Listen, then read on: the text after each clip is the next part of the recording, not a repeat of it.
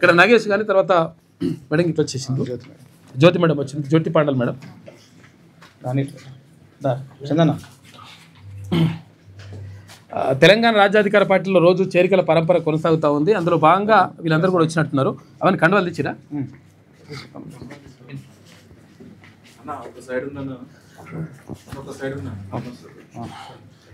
వాళ్ళ పేర్లు చెప్తున్నావు, పేర్లు చెప్తుంటే వేసేస్తారు.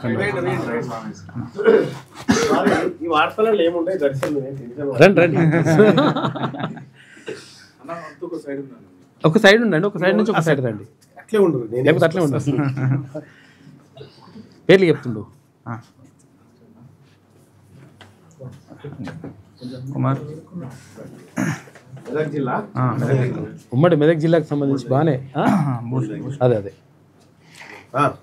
ఇందాక ఉమ్మడి కరీంనగర్ జిల్లా నడిచింది. అదే అదే అంటే అనిల్ అనిల్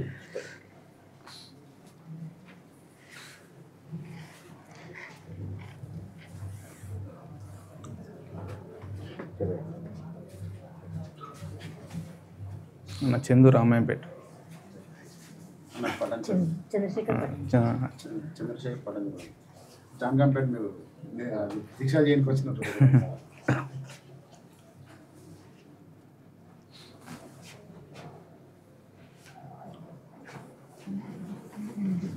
థ్యాంక్ యూ, అందరికీ ధన్యవాదాలు. ఒక 2 నిమిషాలు మాట్లాడించాను. Okay right right.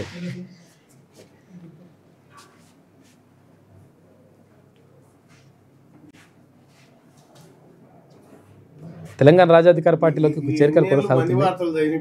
మన వార్త నాగేష్ మాట్లాడతా.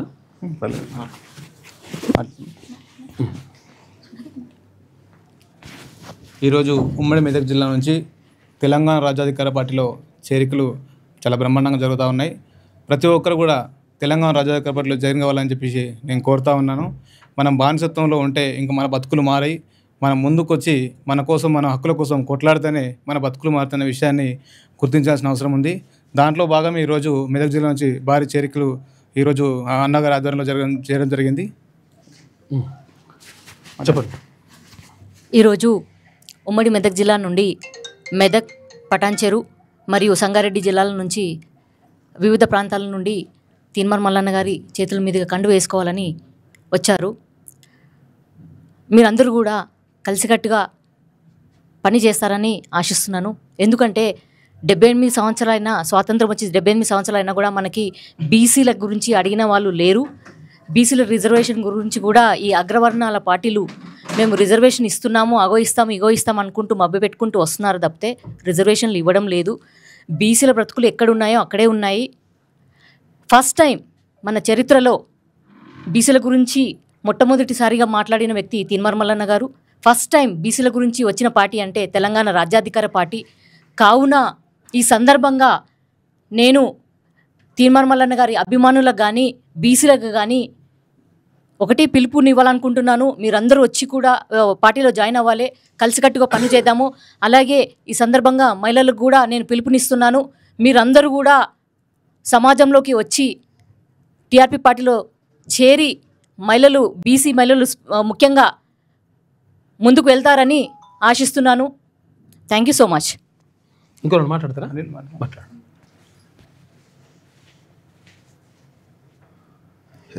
జై తీన్మార్ మల్లన్న, జై తీన్మార్ మల్లన్న, జై బీసీ. తెలంగాణ రాజ్యాధికార పార్టీ ఎన్నో సంవత్సరాలుగా చూస్తుంటే ఈరోజు మనకు ఆవిర్భవించి ఈరోజు ప్రజల్లోకి చాలా జోరున ముందుకు పోతూ ఉంది. దీనికి మేమందరం కూడా చాలా సంతోషం వ్యక్తం చేస్తూ ఉన్నాం. ప్రజలందరూ కూడా చాలా బాగా పార్టీలో జాయిన్ కావడం చాలా శుభదాయకం.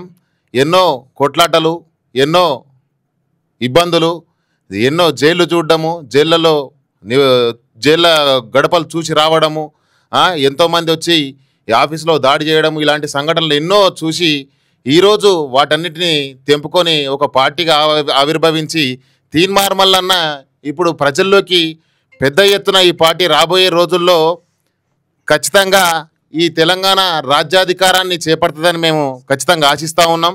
అదేవిధంగా గ్రామ స్థాయిల్లో కూడా కమిటీలు చాలా ఏర్పాటు చేయడం జరిగింది.